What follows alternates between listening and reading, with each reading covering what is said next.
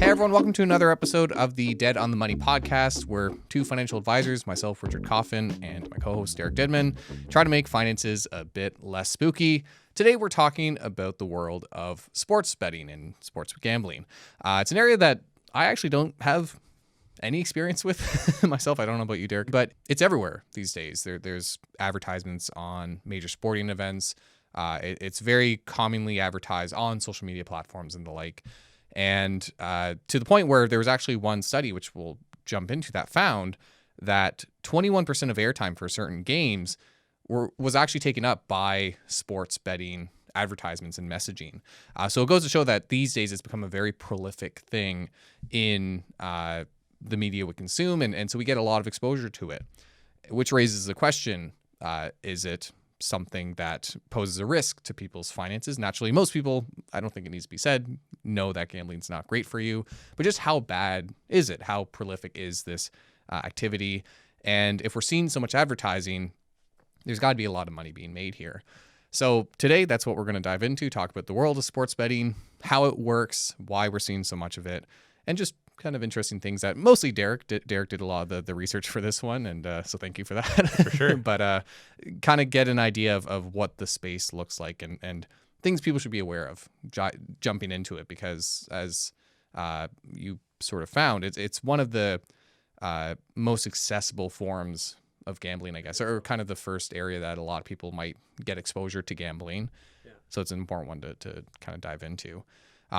And we figured we'd start off with kind of a discussion of the history of sports gambling, because it wasn't always legal in either Canada or the US. Yeah, interestingly enough, I mean, I think the first thing we should disclose is this today's podcast is brought to you by BetMGM. I'm just kidding. It could be some big money there. Yeah, that's where. I mean, like, as a quick aside, though, it's sports gambling is one thing, but these days there are major celebrities like Drake's one and plenty of other huge creators, whether it be sports betting or other platforms. It's a massive advertising industry these days, and people get paid so much in the space. So, I mean, we can only wish. I mean, to start off, that's kind of even what inspired this podcast. I mean, we're always looking at things to chat about and stuff we find interesting. And yeah, I've never bet on a sports game.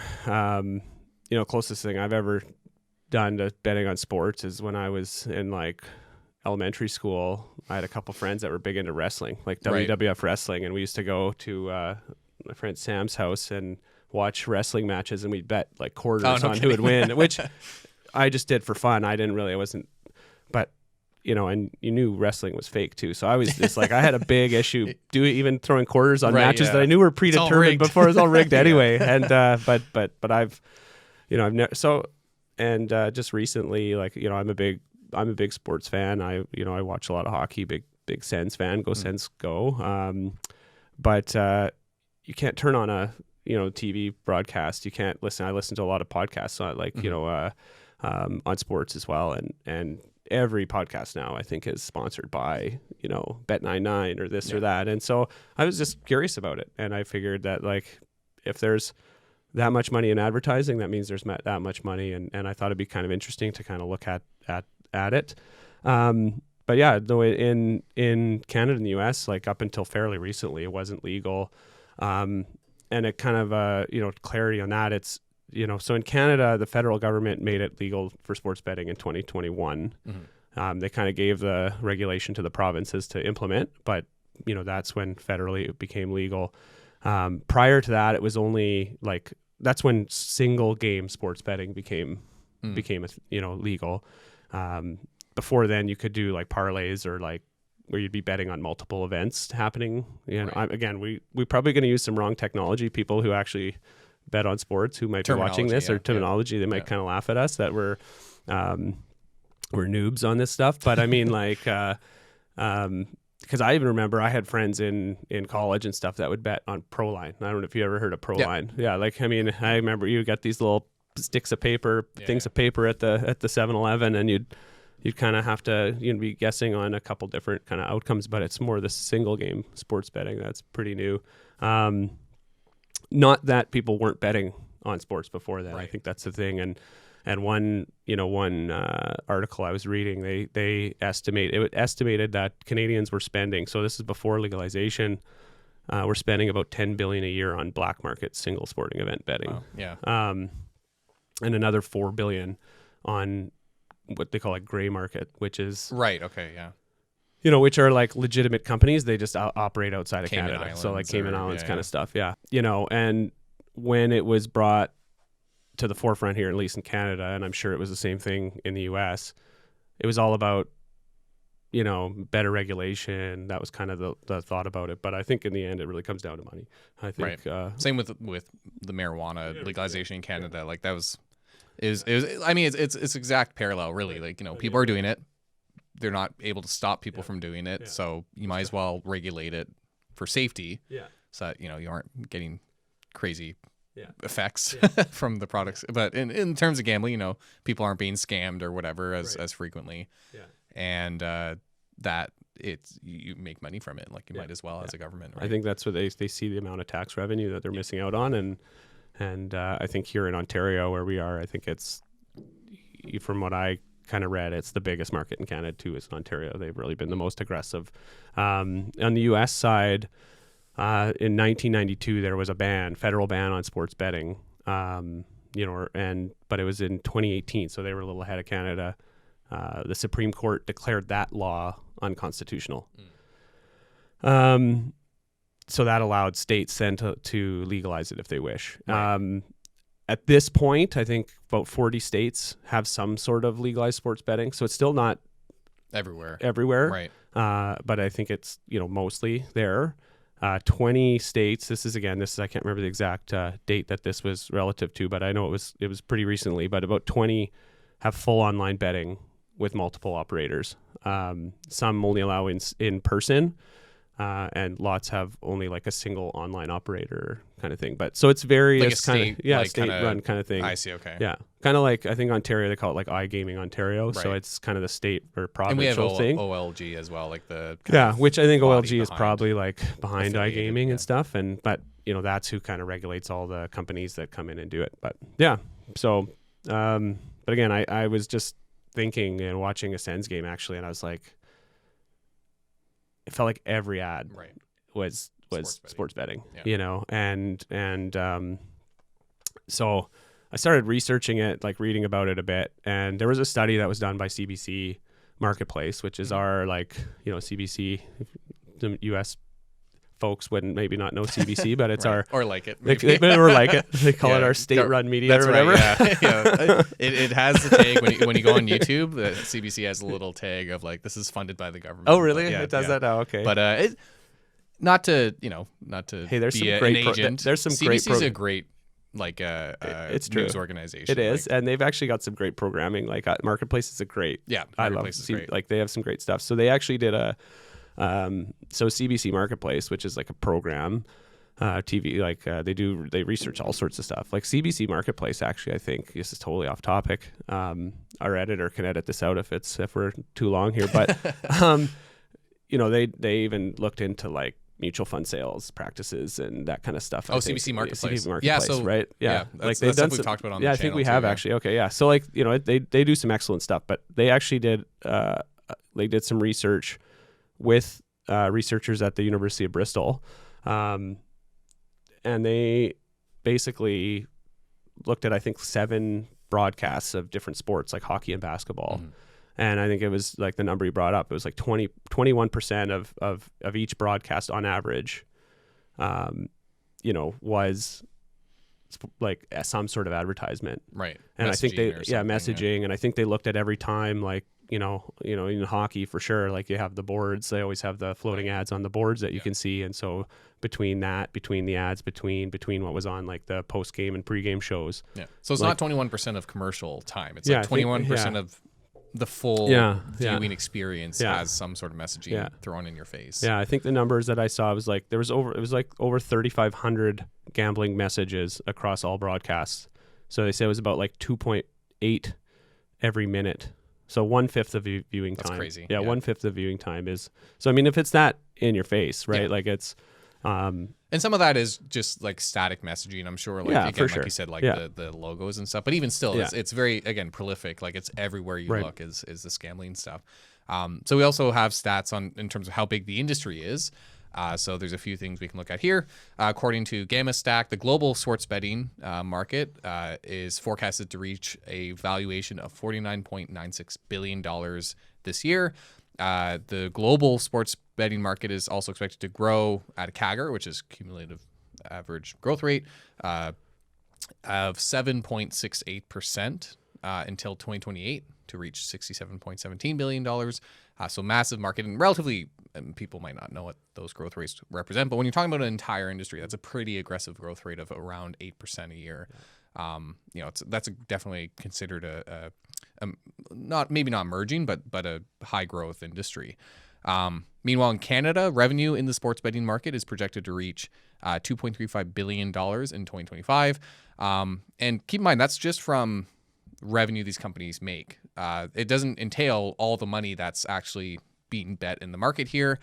For that, we actually have an estimate that for just the province of Ontario, online sports wagers totaled $18.7 billion in the second quarter of 2024 alone. I should know this, but how many people are in Ontario? Like Good question. 20 million or something like that. Yeah. It's a good chunk of Canada's population. It's somewhere between 10 and 20 million. Yeah, we should know that. We should know that. But well, clearly, I'm from Saskatchewan, yeah, so I'm a transplant. But it's like crazy amount of money for right, one so quarter of one province of Canada. Yeah, mind you, a big province of Canada, but still just one province.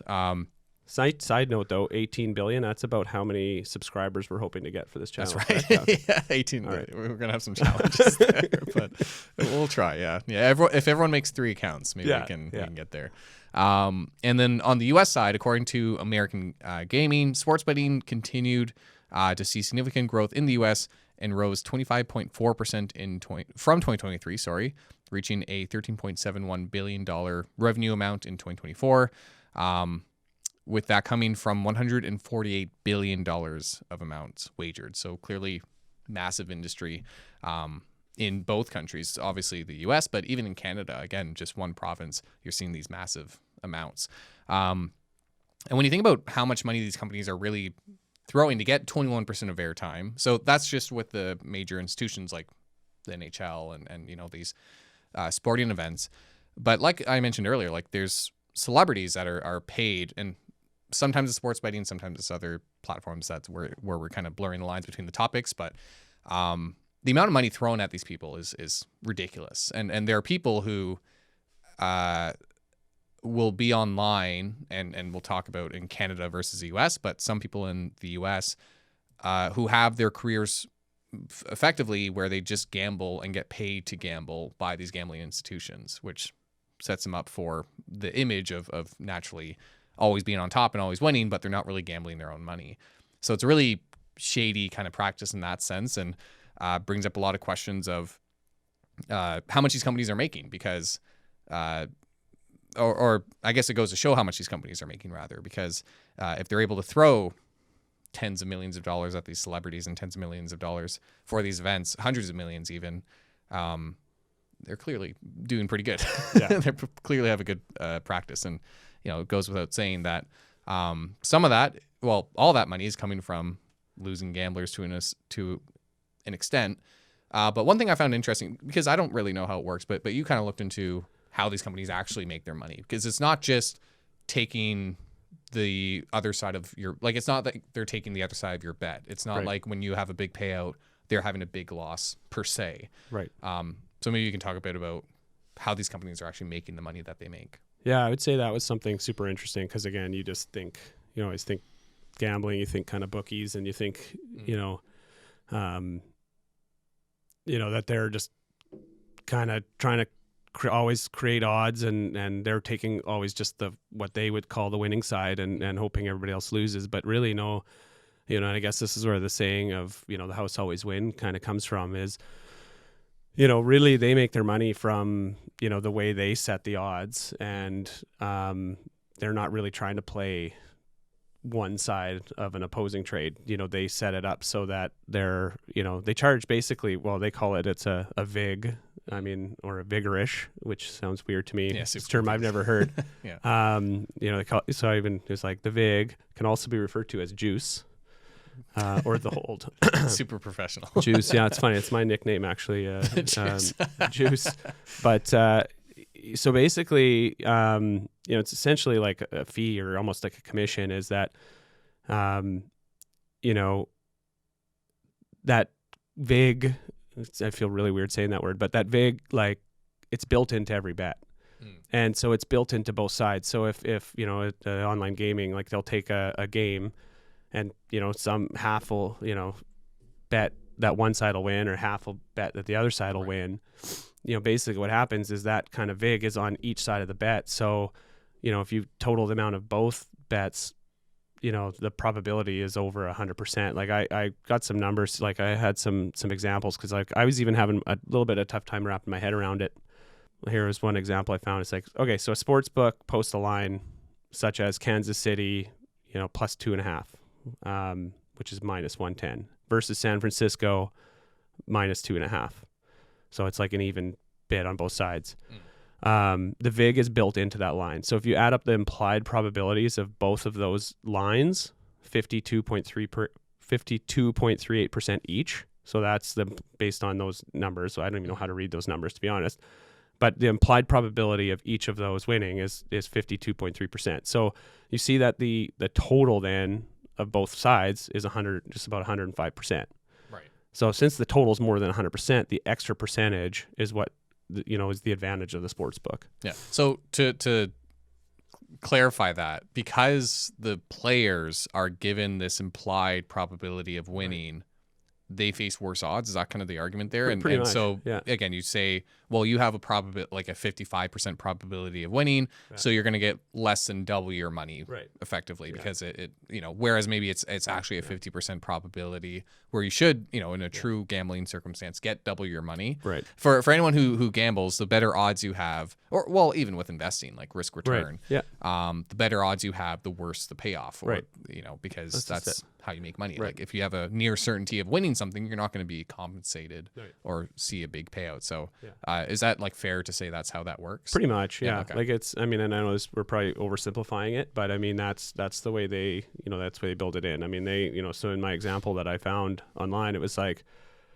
you know, if they collect 500, let's say they collect 500 in bets from both sides, it's regardless of which side wins, you know, they would pay out less than what they collect. Than the 500,000 to the winner. To the winner, basically. yeah. Okay. Yeah, makes so sense. it's like, you know, and so it's kind of always built in. So they, you know, and when I was reading and kind of researching, like they will, and I know, you know, they have odds makers, I guess, you know, people are employed to kind of do that, and they may, you know, the way they set up the odds, like it's not quite that cut and dry. I mean, they might change probabilities or look at, you know, taking more of one side than the other if they think, but in the end, no matter what, even if they're taking kind of a 50-50 between the two, like they will build it so that whatever the outcome is, that they still take their take the cream off the top, right? Right. Yeah. So, take their yeah, cut. Yeah. you know, but it shows like that's what I like. However, it's sliced.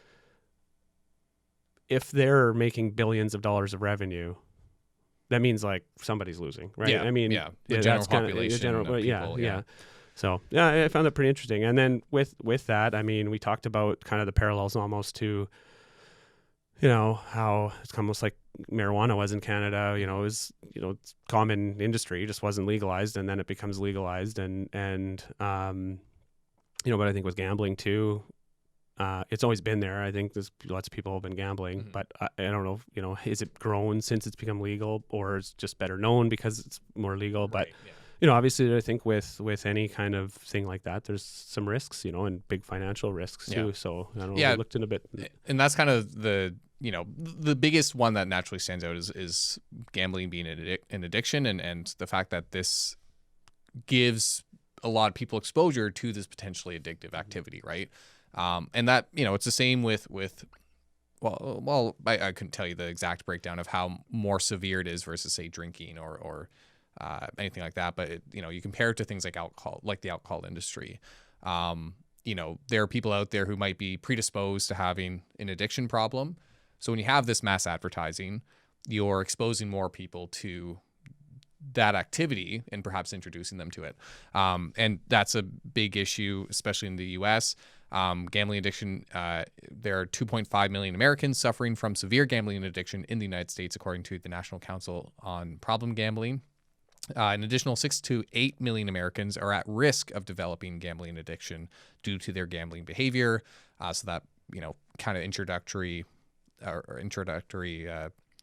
activities or habits that are leading to concerning or might lead to concerning outcomes. And the NCPG warns that with sports betting in particular, it can be a gateway to those more addictive forms of gambling. When it comes to sports betting, I think a lot of us view it as very casual, and for a lot of people probably is, especially when you talk about like your circumstance where you're betting on wrestling matches and stuff and most people would look at that and say that's probably harmless. And so long as it's controlled and, you guys aren't stealing money from your parents to go bet on some wrestling games, or some wrestling matches. But it is a very casual form of gambling that might introduce people to that sense that dopamine hit or whatever, and gets them looking for other activities. And because it's so widely advertised and I guess normalized to an extent, where again, you have these celebrities talking about sports betting alongside sports matches, there's kind of this one-on-one connection that, oh, well, if I watch sports, I might as well gamble on it. So a lot of risk there with introducing people to that area, right? And how it can lead to other issues. Yeah. And that was, if you even look at the, most of these the companies, the gambling companies that do this, the prevalent ones, like they're quite adamant, even in some of their advertising and stuff, that you should, it's meant as a source of entertainment. It's not meant to make money. Some of the taglines like BetMGM, they say that gambling should be done in the spirit of fun, right? The Score, their Responsible Gaming 101 webpage. So if you see a lot of, obvious, I would say that is clearly an issue or a concern of issues and of addiction. If, I think, there's a lot of organizations out there, and a lot of, I think, the regulatory, some of the tax dollars that come in from this go into funding, addictions help and stuff. But like the Score, their Responsible Gaming 101 webpage, so this is one of the companies, they have their own, thing, like, don't gamble to make money. Like that's what they're like. So the gambling the message from the companies themselves is don't gamble to make money. Like, right. and so again, like anything, I think if you use it responsibly, same with, whatever side of the coin you are when it comes to stuff like marijuana or alcohol or any of these kind of so-called vices. Like, I think if you're, if you can do it appropriately or properly, or, like if it's not affecting you, then, or if you really are doing it for fun and it adds to your enjoyment of watching sports and stuff like that, I think it's okay. Right. And, there's in my research and reading and stuff, there's no shortage of kind of articles and stories about, where it has led to kind of financial ruin and other issues. People, like, there's stories of people losing houses and jobs and relationships and stuff over that.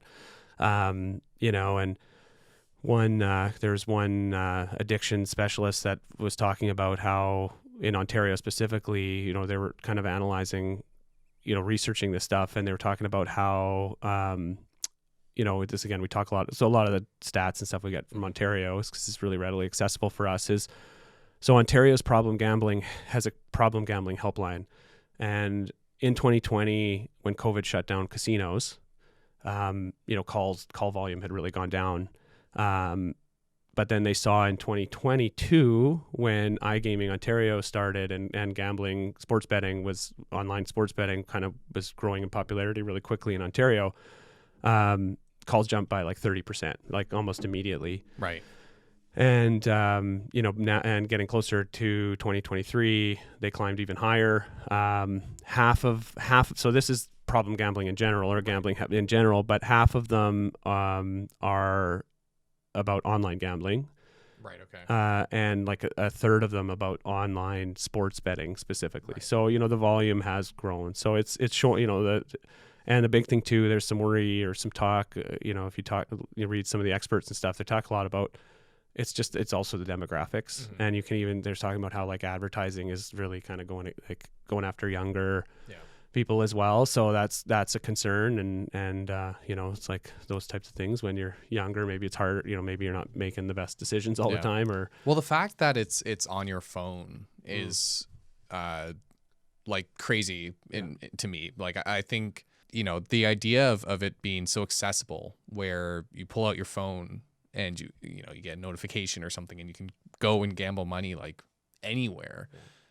It's something that I like, quite frankly, I personally, you know, just kind of to try and build a good habit, like I don't even care to explore what that would be like whether it'd be fun or not, because it seems like such a slippery slope, right? Like the moment, you know, having it on your phone seems like such a slippery slope where you could just kind of endlessly gamble, right? And from your bed, and compared to going to a casino or something where it's a, say, a day activity and you bring a limited amount or whatever, like you can see how dangerous that could be. And to your point about younger generations, like I think we've seen, and this could be a whole other video, but we've even seen other areas like CSGO skins and stuff, where we've talked briefly how there's like this weird gray market with gambling game skins and stuff, where it's you can bring these game skins to a literal online casino and gamble with them, and because kids are playing these games, you naturally end up with kids gambling. So certainly a lot of risk there. And, you know, how do you verify someone's identity when they're online and stuff? So a lot of issues there. And there are kind of some psychological views on why people get addicted to gambling and things like that. One being the addiction paradigm, where it's similar to substance use disorders. In both situations, people might disregard social obligations to feed their habits, follow the urges despite repeated negative consequences, and can even experience withdrawal when they try to stop. So it is very much an addiction. You know, people might say, well, just stop gambling or whatever, but it's on par with drug addiction and these other things. You see very similar symptoms. And there's also this psychological, I guess, lie we tell ourselves, gambler's fallacy, where after multiple losses, people will convince themselves that a win is guaranteed to come, even though obviously probability-wise, after an event has already occurred, the probability of the next event has no tie to the previous event. Yeah, it's completely independent. Yeah, it's completely independent. So while, you know, you might say over 10 rounds, let's say you're talking about roulette of hitting black or red, you might say over 10 rounds, it's very likely that one hits or the other. But when you go after let's say 5 rounds of hitting black, that does not increase your chance of it now hitting red. It's still very much a 50-50 at that point. You know, I think technically roulette's like 49-49 or something like that, because there's one green spot or 2 green spots. But because the roulette probably has the VIG. Well, that's it. Exactly. Yeah. So, well, that's how they, you know, casinos, that's how they work. And that's how the probabilities are meant to play out, right? Because no casino will operate on a truly 50-50 gamble, because there's no money to be made, right? Like by the law of big numbers, like over time, you'll get a 50-50 payoff, which means you're breaking even. But, you know, it's the same with sports betting. Sports betting, they take a tiny amount, and maybe roulette's a good way to exemplify that, where people assume there's a 50-50, but there's technically a slice taken off with the green. I didn't know that. Zeros, yeah, because there's a 0 that's a green on the roulette wheel. I did not know that. So it goes to show, like, it needs to be treated with as much caution as any other addiction. You know, it's very much a slippery slope. Just like drug use, like, you know, you see a chemical reaction in your brain when you have a big win, and that can leave you looking for more of it. And you know, as people probably know, with gambling, it's you don't get that constant feed of dopamine. Like it kind of starves you of that sensation, which then leaves you pursuing it more extreme. Like, you know, you even see people upping the bet and things like that to try and recreate that. So it could be definitely a dangerous fire to play with. It's true. Mm-hmm. It's true. Yeah. You know, on that, the one article I was reading, that the addiction specialist, like, he was quoted as saying, you know, you can ruin months of treatment with one darned win. And, you know, every new payday reignites, you know, that dopamine rush and that delusion of divine luck. It's kind of the way he puts it. You know, and you talked about it too, you know, the fact that it's so easily accessible on your phone. I even think about that too.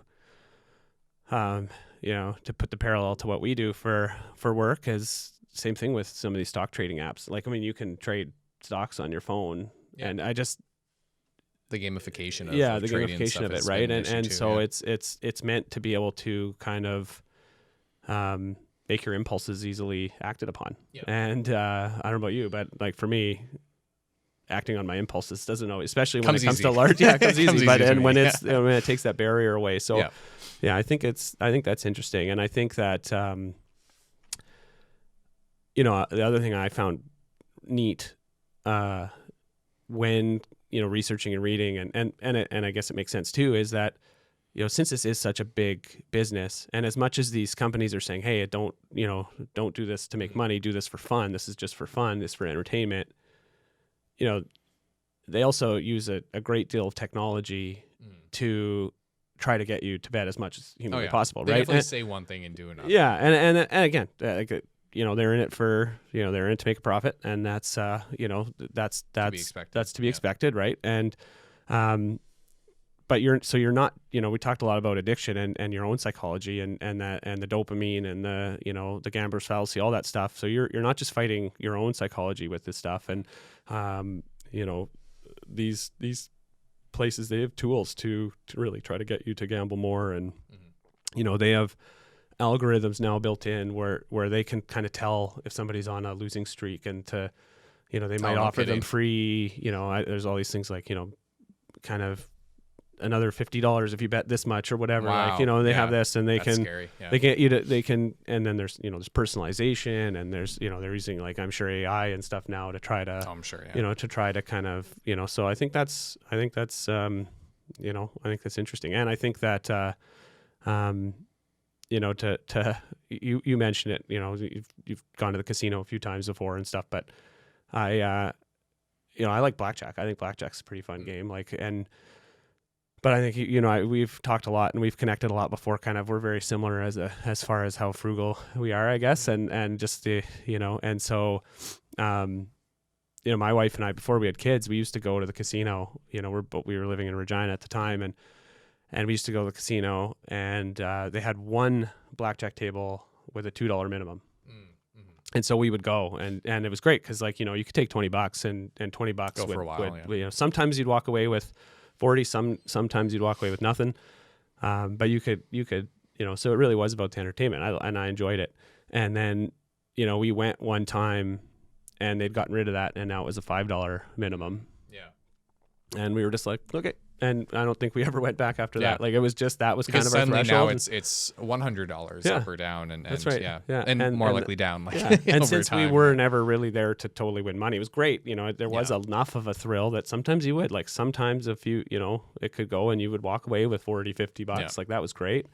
But as soon as it kind of, the stakes went up for us, that we kind of, and to your point about companies doing these decisions, like, I'm sure the reason they do that is there are a lot of people who won't be like you and will say, well, I guess now I just have to pay more to play blackjack, and so they make more money. Yeah. It's like increasing Netflix prices. Like, that's it's true. kind of the same kind of approach. get you hooked. Which, funny enough, the similar story where the first time I ever went to a casino, it was really fun. Like, we had a really good time because it was in university, so we naturally had student budgets, but we each brought like $20. Yeah.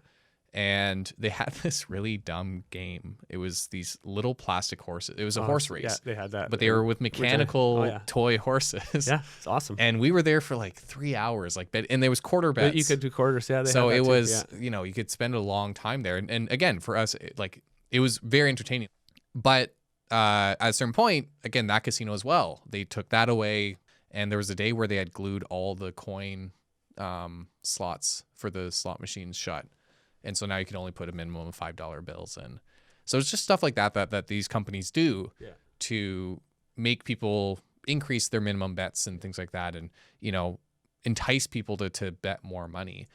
And it's a shame because on the one hand they do say these things about be responsible with your gambling and stuff, and then on the other hand they are acting in this way of like, well, maybe, like, do you really want to just bet $20? Like, why don't you bring like $100 next time? So you do face this kind of conflict there, and it's tough. Like, I think with anything, again, some people can do it and they view it as entertainment and stuff. And other people, there's a predisposition or they just find it too overwhelming, I guess. Like it really impacts like the psychology they face with it. Like they have a really hard time turning away after losing $20 in one round or something like that. And so, it can be devastating in that front. And to your point about new technology and the like, we're also seeing a lot of new companies and new approaches to the type of stuff you can gamble on. I think most people have heard of Polymarket or maybe have seen Polymarket, but during the U.S. federal election, there was people gambling on the outcome of the election on Polymarket, right? And you could see the same thing with sports betting, whereas we get more data, more statistics about players. That gives more stuff that these companies can let people gamble on, can give them more stats on, so they play more with it and kind of analyze stuff more. And it gives people all this big data, which might make them feel more empowered. But at the end of the day, it's ultimately being used to fuel more activity in the space. And there's a British company called Sport Radar, which works with betting platforms, and they can even predict things like soccer goals moments before they occur. So, there is kind of interestingly this trove of data that these companies get into that they can use to impact the odds they pay out and stuff to really make their algorithms efficient for their benefit, right? To help them make as much money off their gamblers as they can. So that gives people more stuff they can bet on. It can give them more disadvantages depending on how these companies utilize it. And like we talked about earlier, we're seeing a lot of companies market these towards audiences in different ways as well. And I know you kind of dove into even some of the influencers that get involved here. Now, what I found interesting, because you had kind of brought up this influencer side of it, which I hadn't seen too much of, but you made this comparison between finfluencers and you see this big parallel between flexing your wealth as a gambling influencer versus a finfluencer. But in Ontario, funny enough, there is actually a ban on, or it is actually illegal for athletes and they call it influencers that might appease to minors from promoting gambling in Ontario. But I kind of brought that to the surface, and you kind of found this big loophole with that. Well, yeah, so I did see that, and that's fairly new. I think that was last few years. In the last couple of years, and it was something that, rightfully so. Yeah, of course. I think it's kind of, I always thought it was kind of funny. In the end, you have someone, some like Connor McDavid or something kind of on talking about, betting or kind of promoting. And I think as pro athletes, like they're not even allowed to anyway. So it's like for sure something they can't even use. But, and they did in Ontario, they did come up with, legislate, like they did make it illegal for those companies to use those to advertise, so it's not that like social media, so it's not like influencers can't promote it or can't do it, but they just can't be paid by a BetMGM or whatever to advertise for them. But in reading about that, and there was actually an interesting article, I think in the Globe, but it was kind of how what they call like a truck size loophole. And while they can't, these sports betting companies, they can't pay a sports celebrity or whoever to, specifically advertise. What they can do is they can use them to promote, or raise awareness for like healthy betting or whatever, smart gambling and stuff. So, this one article talked about how, basically how it's like, well, then how do you still see, and they actually used Connor McDavid, hockey player for those hockey, for the unengaged. For the unengaged, yeah. So they actually use example like how do you keep seeing Connor McDavid on the advertisements, and it's because of that. So now you'll notice, and I mean, I'm sure most people don't even see the nuance, but he's not on there promoting, BetMGM or whoever it is. He's on there promoting their smart gambling tools. So they're using him, they're paying him to advertise how they have smart gambling tools. So there's a bit of a way around that, and that's just in Ontario. I don't think it's Canada wide yet, and I don't think there's anything like that in the U.S. either. I don't think so either. From what I've seen, and maybe someone can comment if they have more familiarity with it, but it kind of seems like anything goes for advertising for right now, in but the U.S. at the moment. Yeah, at the moment, and that's how anytime there's kind of a newer industry, it takes time. It takes some time for regulation always to catch up. But at least in this case, sure, there's kind of a loophole now, but I would tell you that there is some recognition somewhere that this is something that needs to be kind of monitored and regulated, and maybe having this kind of endless stream of celebrities and sports professionals and whoever telling us that, hey, go gamble, go gamble, go gamble, that that there maybe obviously is some issues coming with that. But like I said, I found it interesting because I know on the Plain Bagel I've seen and a lot of talk about these kind of influencers and how and we're finfluencers. We're finfluencers. Yeah, that's right. That's right. Again, we're part of the gang. Yeah. So can we put our BetMGM advertisement on here then? Once they say code. Is there a discount code? I don't know how that all works. Affiliate code. Yeah. Affiliate link. Is that what it is? That's right. Yeah. Affiliate link. But the influencers, like, it's like anything. Like they are in a lot of cases there. Whether it's crypto or whatever they're trying to sell. They're showing you the wealth they have. They're showing you the fancy car. The McLaren that they rent for. What was it? $250. Flashing the cash and saying, hey, like, this is the wealth I've accumulated by trading crypto or trading stocks or whatever. And you too can be as wealthy as me if you pay, $200 a month and get my course.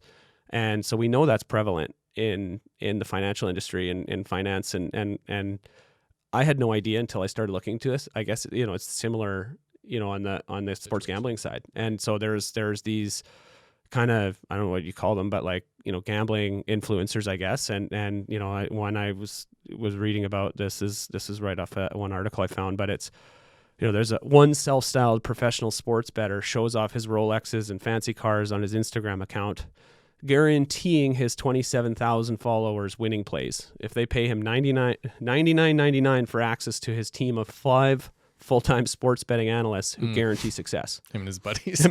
Right? Yeah. And there's another Las Vegas-based bettor who runs an Instagram account. This isn't my words, but booming with high-octane, all-caps braggadocio, where he boasts about his massive wins to his 51,000 followers. And a lot of them have paid partnerships with betting platforms and all that kind of stuff. And again, I was thinking, like, that sounds familiar, right? Yeah, it does. I think if you would probably say that sounds really familiar, right? Yeah. And it's like, and again, I always think, like, skeptically, like, if I had become really efficient at sports betting and I could win all this money, like, I'd be way better off just to bet money and win. Yeah. Well, that's it's they're selling the method versus the solution. Like it's the same thing with finfluencers, where it's always an online course or a Discord group where they give trade signals and stuff. Like it's never the legitimate route of, like, well, give me your money. Well, okay, unless you're a scam, be careful, But they don't take the legit, like, if they genuinely had a method for, like, in investing's case, beating the market,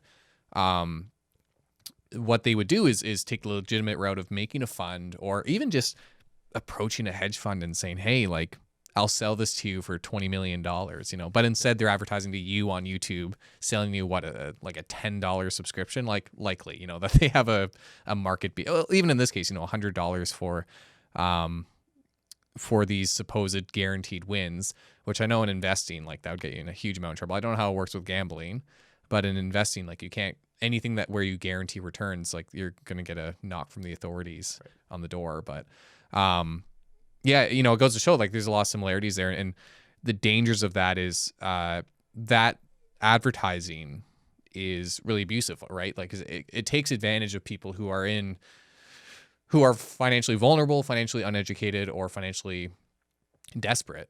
And, because someone who is in a good situation and, someone who's in a bad situation might see that and think, well, geez, like, $99 for a guaranteed win. I just need one good win to pay that off. And So it's goes to show kind of the forces you face really when you kind of talk about gambling and stuff. And when you think of the algorithms at play from an odds standpoint, you think of the advertising that's being done, you really do face an uphill battle with these things. One thing that you looked into is if people can actually make money from sports betting, because I think there's this view, and there are movies like Moneyball and stuff where people get this idea that with sports betting specifically, if you do the right analysis, if you do the right number crunching and probability kind of analysis, that you can find good bets. And you kind of dug into that a little bit. Yeah. And so, if the simple question is, can you make money sports betting? Then the simple answer is yes. And I think it's the same as, even our world in investing. And so, I to speak for you, but I think we view ourselves as investors, right? We invest, we don't trade. But that being said, we talk a lot about trading and crypto, whatever. If you ask that same simple question, can you make money trading, being a day trader, can you make money doing it? Mm-hmm. And the simple answer again would be yes, yeah, right? Someone probably has. Somebody probably has, and some people do. And I've met people who have, but the real question isn't, can you make money doing it? The real question is, can you do it consistently? Because the idea would be then, if you're going to do it, and make a living for it, from it, because if it's not just for fun, if it's something that you're actually going to do and try to make money, I think, is it something you can do and make money consistently over time? Again, I think the answer is yes, it's a possibility. And there are, I'm sure, people that do it, and there are people that do it. But that's few and far between. And it takes being able to take the risk. And there is, I think you can give yourself better odds, and like there are kind of smarter bets with, if you really have the time but be able to do it consistently. It takes a lot of work, because again, remember, we learning about how it works, remembering that the odds are always essentially stacked against you in most cases. Yeah. So you're not just having to beat, the normal probability, you're having to beat the normal probability plus the built-in VIG. Again, that's my new favorite word, I think, now. So it's challenging, and to be able to do it consistently over time, it's harder to do. What I found super interesting, and I ended up listening to, there was a podcast, I think it was the Freakonomics podcast, actually. Yeah, great podcast. Yeah. It is a great podcast, and they cover so many cool different topics, and they actually had one on sports betting too.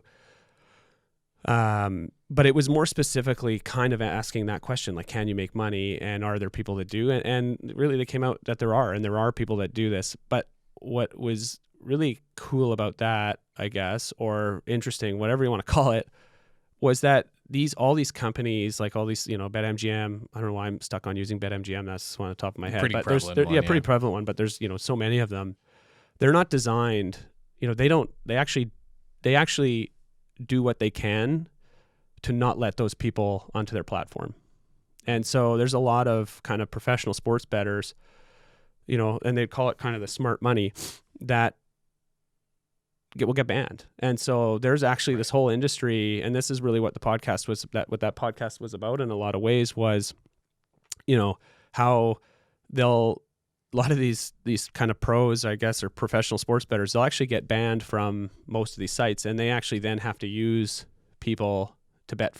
Right.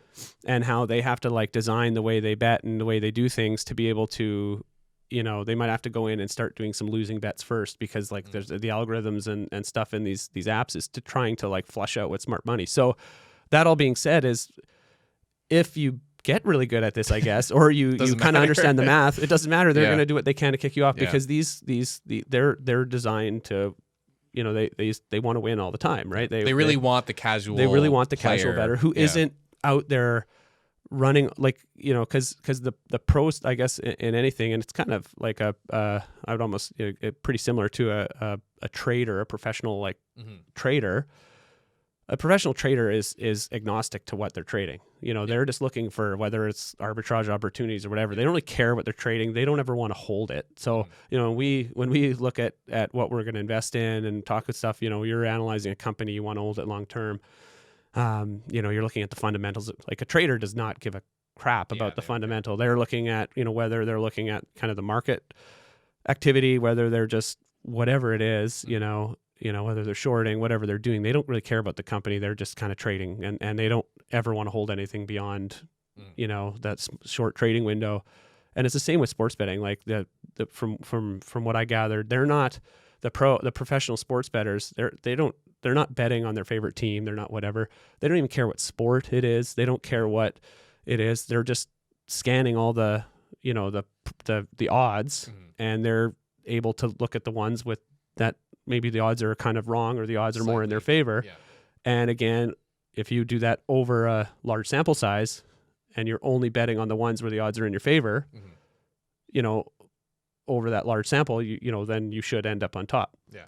But the odds makers or these companies, they will do what they can to flush it out. So again, if you get really good at it and you really putting the work in to do that, then they're going to do whatever they can just to ban you from they'll lifetime ban you from the site. Okay. And so that's what they're saying. Like it was a real cool thing because they actually had a professional sports gambler on as a guest. And then they had the co-host become one of the, his kind of proxies basically. And, open an account. And cause that's not illegal to do apparently in the US. Okay. Interesting. Yeah.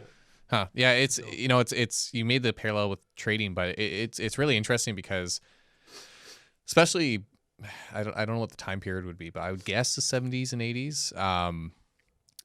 Day traders were a lot more the type of day trader that we think of today when we think of day traders, like the person looking at patterns and stuff. But back then, it was really people looking for effectively like loopholes or things in how the market was operating and looking to take advantage of market makers and the like to squeeze out arbitrage profits and the like. And kind of a similar approach, like what happened was over time we saw regulations and these groups try to flush out those day traders and close those loopholes to try and prevent that from happening.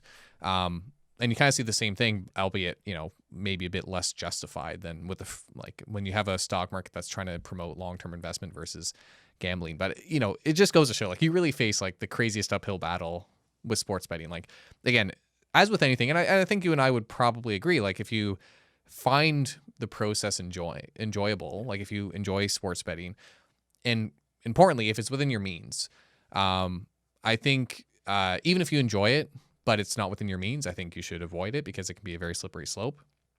And if it's within your means, I think you need to make sure that you're in control of it and that you're setting up limits and the like. We've talked a lot in the past about the System 1 and System 2 and how a lot of these apps and the like are trying to take advantage of your System 1, your reactionary and gut instinct and impulse. Quick impulse. Your impulse versus your thoughtful System 2, which only really engages with more time and thoughtful exercise. So, trying to set yourself up to avoid those impulsive decisions is I think important too. Funny enough, like and I was looking in a bit even too because there are more, and I think whether it's out of regulation or whether it's out of the goodness of their own heart, some of these apps and stuff, like they are giving tools and stuff to make, and I even looked on a few sites that had kind of tips and tricks on how to, avoid addiction or getting into trouble. And a lot of them, are kind of behavioral based. And one of them is like presetting limits. Like you can actually on an app, I think, on some of these apps, you can like preset your max so that, because everybody I'm sure has the intent. It's like, hey, it's easy enough to say, well, I'm only going to, I think it's like probably like trading. And I don't know about you, but I'll when I'm dealing with clients, some of them maybe have a bit of interest in the market or they want to do a bit of trading and that's great. Like if it's, and that always maybe take a slice of your TFSA and go and you can trade and learn and whatever. But, that's, limiting that's your limit. It's like that much. And you kind of look, well, what's the amount that you'd be okay with losing almost? Yeah. And you can go and you can, play in the markets with that. And it's great because your long-term stuff is here. It's safe. It's, growing this way. And I think, you know, a lot of times, and most people will go into sports betting in a way saying, and I think that'd be the approach, it'd be like, well, you know, I can budget X amount of dollars and it's part of my enjoyment. I'm doing that instead of going to the movies. Well, that's great. Or that's helping me enjoy these sporting events more. That's great. But I think where addiction and where the trouble is, it's like, oh, like I almost won that, or, oh, I've lost 4 times in a row. So I'm at my limit, but I can't lose 5 in a row. Yeah. So I'm going to go. And so that's, and then that turns into that slippery slope, like you mentioned. So I think, you know, behaviorally, a lot of the tools that are actually available to kind of protect from that are, you know, similar in a lot of ways to a lot of the behavioral finance stuff too. And one of them is like preset a limit, you know, and you can emotionally preset a limit, but no, an impulsive, you know, system one's gonna be like, no, that's okay. I'll limit next month. But where apps will actually like, you've reached your limit, you know, and so you can preset that stuff. And I'm a little cynical where I think that's, you know, maybe not, probably not the goodness of their heart. Cause my view is the desperate gambler is these companies' best client. Like truly, you know, the person who keeps going beyond their limits and stuff is really the best kind of customer to have for a casino, because they're more likely to make reckless bets and, you know, certainly less likely to make, do that analysis and stuff and know their limits and whatnot. So, you know, a lot of, and it might be shocking to hear Derek and I as financial advisors say like, yeah, you know, if you enjoy it, like, you know, you can do so responsibly. But I think there's also a lot of merit in people also completely, you know, there are people who will just never touch gambling. You know, I know people who they say, you know what, I've seen gambling problems in my family, so I'll never touch it. And I think absolutely, like, I think if you have concerns about that, that's the safest method. I think but you know, as with most things like drinking, for example, a lot of people are going to do it anyway. So it's what can you do to limit that? And like you said, it's setting limits beforehand. You can, if you have friends that you're going out with or whatever, setting your limits with them as well can be helpful as well, assuming that you trust your friends to hold you to it. But you know, someone who's less emotionally attached to your own winning situation is certainly going to be a lot more removed from it and able to do that objective sort of reasoning with you. But for the most part, it really is taking that view of, you know, don't gamble to make money. That's not the point. Or, you know, you might be convinced that's the point, but hopefully, as we're showing, it's really it's really not designed for that. It's designed so that the casinos make money. It's designed so that people who get good at it are kicked off. So you really can't view it as a way of making money.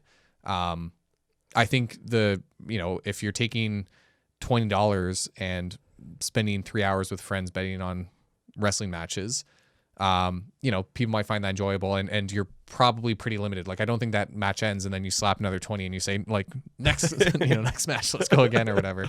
But it's all about, you know, like everything we've talked about, it's all about measured approaches, balance. And, I think also if you find you're spending a lot of your time gambling, that's also a red flag as well, and certainly an indicator that there are plenty of resources out there, plenty of and you know, I'll leave a link in the description to gambling helplines that you can reach out to if need be, if you feel like that applies to you. But it all goes to show that it's a messy thing, but hopefully if the one clear thing from this episode is you're not going to make money gambling. You're not going to make money, yeah. Sports gambling. Yeah, consistently. Yeah, consistently.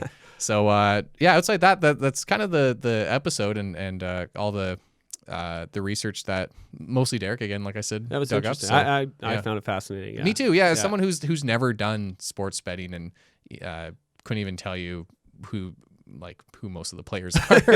I found it fascinating. That's the thing. That's the difference with me. I'm a big sports fan, and you know, I got season tickets to the Sens, our pro team here, and I watch on TV and I listen to a lot of podcasts, and that's what's inspired me. And maybe that's just the way my brain works. But the more I saw the advertisement, the more I was like turned off almost from even the idea of doing it. But it just got me kind of thinking. And just to kind of wrap up in conclusion, I did listen to one other podcast very recently. I think again it was actually like a Wall Street Journal one or something. It was a very brief one, just kind of again talking about sports betting and online sports gambling, and how almost in a way it's kind of gone full circle, because before it was legal, you know, the parlays were allowed, you know, and it was the single game. But the topic of the podcast I was listening to was kind of saying how now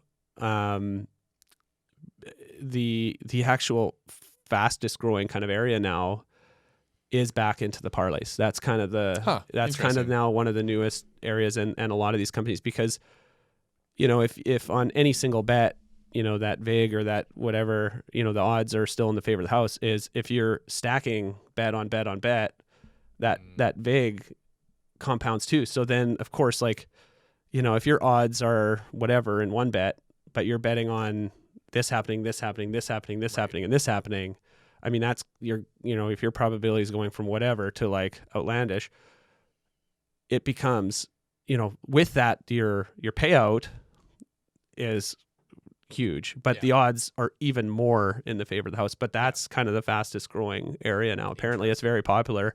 And you touched on it really too quickly about, the data out there that they have, and like you can bet on anything now. Like you can bet on like, the color of somebody's shoelaces on a sports team or whatever, or like the coin flip at the, at the Super Bowl. So there's someone who bet on whether the coin will land on its edge. Like there's like a crazy payout that someone paid for the coin landing like straight up when it was flipped. Like, wow.